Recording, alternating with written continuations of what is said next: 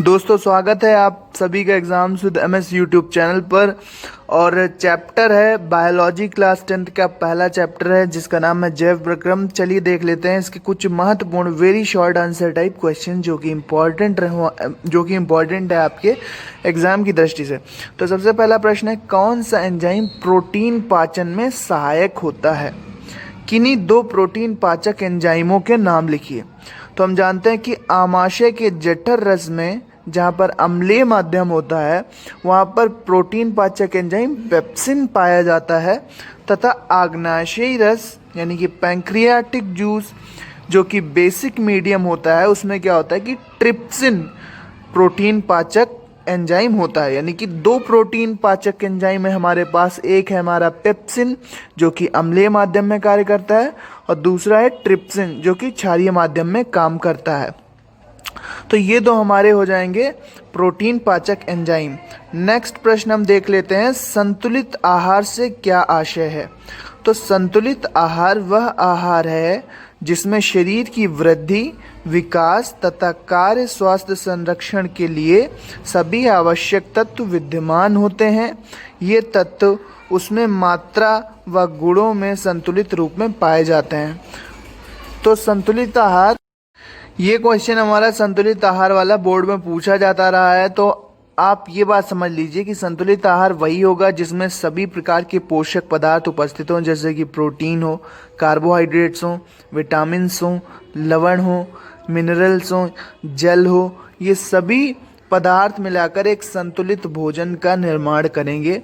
और संतुलित आहार वो आहार है जिसमें शरीर की वृद्धि, विकास, कार्य तथा स्वास्थ्य संरक्षण के लिए सभी आवश्यक तत्व उपस्थित होते हैं या उपस्थित होने चाहिए। तो संतुलित आहार वही होगा जिसमें वृद्धि, विकास, कार्य तथा स्वास्थ्य संरक्षण के लिए सभी आवश्यक तत्व विद्यमान होते हैं, यहाँ पर लिखा होना चाहिए था। नेक्स्ट प्रश्न है हमारा, संतुलित भोजन को निर्धारित करने वाले 4 मुख्य कारकों के नाम बताइए। तो संतुलित भोजन को निर्धारित करने के 4 मुख्य कारक को आप इस तरह लिख सकते हैं कि व्यक्ति की आयु के हिसाब से हमें भोजन देना पड़ता है, लिंग के हिसाब से, व्यक्ति के शरीर का आकार के हिसाब से, जलवायु और शारीरिक श्रम के हिसाब से हमें संतुलित भोजन को हम निर्धारित कर सकते हैं। अलग अलग व्यक्ति अलग अलग प्रकार से भोजन करेगा। अगर कोई अधिक शारीरिक श्रम करता है, मेहनत करता है, तो उसको ज़्यादा भूख लगती है। जलवायु से भी हमारा भोजन की मात्रा और भोजन की पोषकता पर प्रभाव पड़ता है कि कितने पोषक पदार्थ या कितना संतुलित आहार हमें लेना है। व्यक्ति की आयु पर भी निर्भर करता है, लिंग पर भी निर्भर करता है और व्यक्ति के शरीर के आकार पर भी ये चीज़ निर्भर करती है।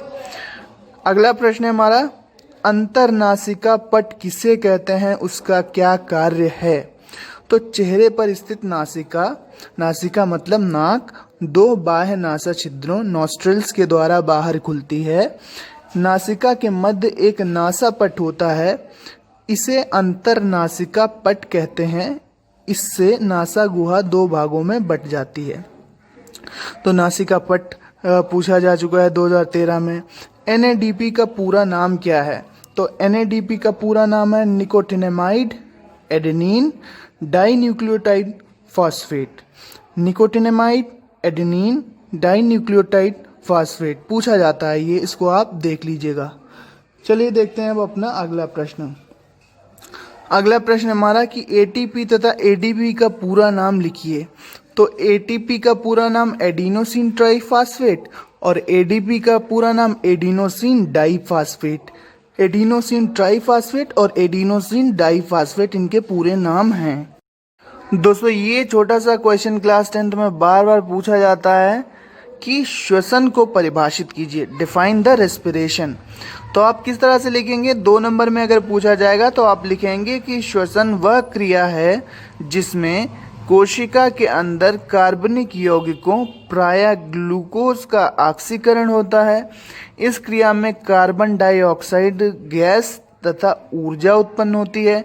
इस ऊर्जा को विशेष ATP अणुओं में विभवीय ऊर्जा के रूप में संचित कर लिया जाता है। ग्लूकोज का यहाँ पर ऑक्सीकरण होता है माइटोकॉन्ड्रिया में। तो C6H12O6 + 6O2 एरो बनाएंगे, बनता है 6CO2 plus 6H2O plus 673 kilo calorie ऊर्जा बनती है, जो कि एटीपी अणुओं के रूप में संचित कर ली जाती है। और ये एटीपी के रूप में ऊर्जा विभिन्न जैविक क्रियाओं को चलाने के लिए आवश्यक होती है।